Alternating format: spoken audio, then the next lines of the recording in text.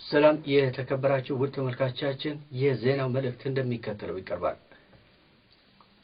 ቀደም ሲል በጎንደር ከተማ በሞቱት የፖሊስ አባላት እጅ አለባቸው ተብለው በእስር ቤት ሲሰቃዩ የነበሩ ዜጎቻችን እየደረሰባቸው ባለው ግርፋት እየሞቱ መሆናቸው ተገለጸ። በአማራ ክልል ሰሜን ጎንደር ዞን ተሰማርተው የሚገኙ ፖሊሶች እየተከተሉት ባለው ጸረ ሕዝብ አካሄድ በነዋሪው ህብረተሰብ ላይ የተጠሉ በመሆናቸው ምክንያት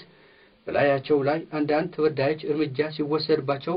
የሚረዳቸው ሰው ባለ መምጣቱ የተናደዱት እነዚህ ፖሊሶች በአካባቢው ለሚኖሩ ንጹሃን ዜጎች እናንተ ገዳዮች ወይም ለገዳይ ተባባሪዎች ናችሁ በማለት ካሰሯቸውና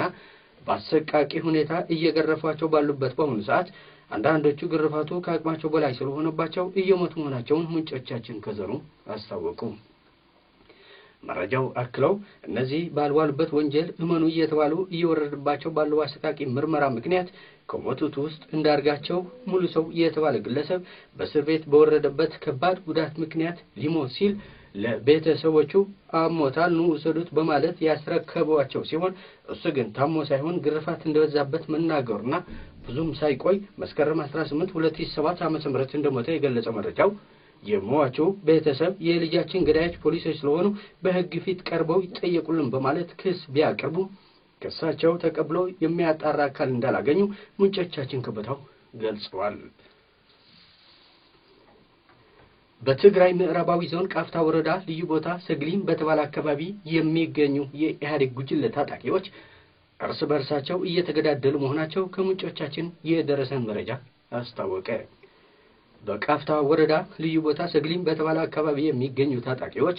አስተዳዳሪዎች ሚሊሻዎችና ፖሊሶች እርስ በርሳቸው እየተገዳደሉ መሆናቸውን የገለጸው መረጃው የመገዳደሉ መነሻም የቀበሌው አስተዳዳሪ ዳኛው ምሩጽ ከሚሊሻ ተስፋይ ገዛኸኝ ጋር አንድ ላይ በመሆን አቶ ተስፋ አለም ጎይቶም ለተባለ ሚሊሻ ትጥቅህን አራግፍ ባሉበት ሰዓት ጥፋቴን ሳትነግሩኝ ትጥቅን አላራግፍም የሚል መልስ ስለሰጣቸው በመካከላቸው በተፈጠረው አለመረዳዳት እርስ በርሳቸው በያዙት መሳሪያ ተታክሰው እንደተገዳደሉ ለማወቅ ተችሏል። በአስተዳደሩ የተበላሸ አሰራር ምክንያት የተናደደው ተስፋ አለም ጎይቶም ከአስተዳደሩ ጋር ወግነው ለነበሩ ሁለት ፖሊሶች መስከረም 7 2007 ዓ.ም በጥይት ተኩሶ በመግደል ከቦታው እንደተሰወረ ምንጮቻችን አክለው አስረድተዋል። የመተማ ወረዳ አስተዳዳሪዎች በህዝብ ስም ከመንግስት ካዝና ገንዘብ ወጪ ያደረገ ለግል ጥቅሙ ያዋለው እንደሚገኝ ተገለጸ። ምንጮቻችን የላኩልን መረጃ እንደሚያመለክተው በሰሜን ጎንደር ዞን መተማ ከተማ ከ10 ዓመት በላይ በህጋው መንገድ ተሰጥተው ሲጠቀሙበት የነበረው የእርሻ መሬታቸው ተገቢውን ካሳ ከመንግስት እንደሚሰጣቸው ተነግሮ ቦታው እንዲለቁ ቢደረግም በባለስልጣናቱ የተገባላቸው ቃል እስካሁን ባለመተግበሩ መፍትሄ ለማግኘት ከወረዳ እስከ ክልል ድረስ እየተንከራተቱ መሆናቸውን ምንጮቻችን ከቦታው አስታወቁ። ለተወሰደባቸው መሬት ካሳ እንዲሰጣቸው በተደጋጋሚ ወደ ወረዳና ዞን ጠይቀው ስላልተመለሰላቸው መፍትሄ ለማግኘት ክልል ድረስ ጥያቄያቸውን ባሰሙበት ሰዓት የወረዳው አስተዳደር ካሳ እንደከፈላቸው አስመስለው የሐሰት ፌርማ ለክልሉ ባለስልጣናት በማስረከቡ የክልሉ ባለስልጣናት በወክላቸው እንደተከፈላችሁ ነው የምናውቀው ከፈለጋችሁ እንደተከፈላችሁ የሚያረጋግጥ ፌርማችሁን ማየት ትችላላችሁ በማለት እንዳሳያቸው ከተገኘው መረጃ ለማወቅ ተችሏል። ይህ በእንዲህ እንዳለ በችግሩ ሰለባ የሆኑ ዜጎቻችን ደግሞ እኛ እስካሁን የወሰድነው ካሳ የለንም በአቤቱታ ላይ ነው ያለነው ይህ እያሳያችሁን ያላችሁት ፌርማ የኛ አይደለም ራሱ የፈረመበት ሊሆን ይችላል ስለዚህ ውስጣችሁን ፈትሹ ብሎ መናገራቸውና የክልሉ ባለስልጣናት ግን ገንዘቡ የወረዳው አስተዳደር ለህዝብ ብሎ ከመንግስት ካዝና በማውጣት ለግል ጥቅም እንደዋለው ቢያውቁም እስካሁን በላይ ምንም አይነት ህጋዊ የሆነ እርምጃ እንዳልወሰዱበት ታውቋል።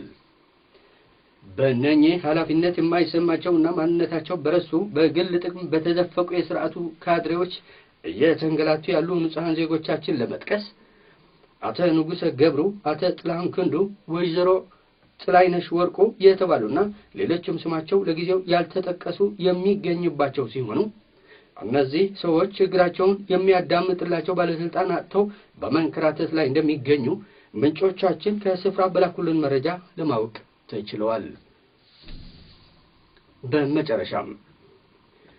የኢህአዴግ ገዢው መንግስት ካድሬዎች በሁሉም የሀገራችን አካባቢዎች ለሚገኙ የ10ኛና 12ኛ ክፍል ተማሪዎች እየሰበሰቡ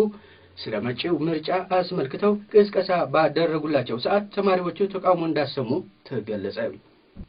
እነዚህ ትምህርታቸውን አቋርጠው በግዴታ ስብሰባ ላይ ተጠምደው የሚገኙ የ10ኛና 12ኛ ክፍል ተማሪዎች 2007 ዓመተ ምህረት ለሚደረገው አስመሳይ ምርጫ ኢህአዴግን እንዲመርጡ በስርዓቱ ካድሬዎች ቅስቀሳ እየተደረገላቸው ቢሆንም በግዴታ የተሰበሰቡ ተማሪዎች ግን የትምህርት ጊዜያችንን አታባክኑብን፣ ይህ ትምህርት ቤት እንጂ የስርዓቱ የፖለቲካ ማስፈጸሚያ መድረክ አይደለም በማለት በስርዓቱ የቀረበላቸውን አጀንዳ እንደተቃወሙት ከተለያዩ የሀገራችን አካባቢዎች በተገኘው መረጃ ለማወቅ ተችሏል። መረጃው አክለው እነዚህ ተማሪዎች ተገደው በተሰበሰቡበት ሰዓት የሰጡት ሐሳብ እናንተ የኢህአዴግ መሪዎች ናችሁ፣ ሀገራችንና ህዝባችንን እየረበሻችሁ ያላችሁ በተግባር በማይታይ አስመሳይ ዴሞክራሲ ሀገር እንድትበታተን በሚፈቅድ አንቀጽ 39ን በህገ መንግስታችሁ ውስጥ በማስፈር ወንጀል ላልፈጸሙ ታጋዮችና የተቃዋሚ ድርጅቶች አሸባሪዎች እያላችሁ የምትገድሉ ዴሞክራሲያዊ በሆነ አካሄድ በሰላማዊ መንገድ ለሚታገሉ ድርጅቶች እንቅፋት መሆናቸው ምክንያት ነው በረሃ ገብተው የትግል እንዲያደርጉ ተገደው ያሉ የሚሉና ሌሎቹን ለስርዓቱ የሚነቅፉ አስተያየቶች በመስጠት ስርዓቱን እየተቃወሙት እንደሚገኙ ምንጮቻችን አክለው አስታውቀዋል። ዜና በዚያ በቃ። ሰላም።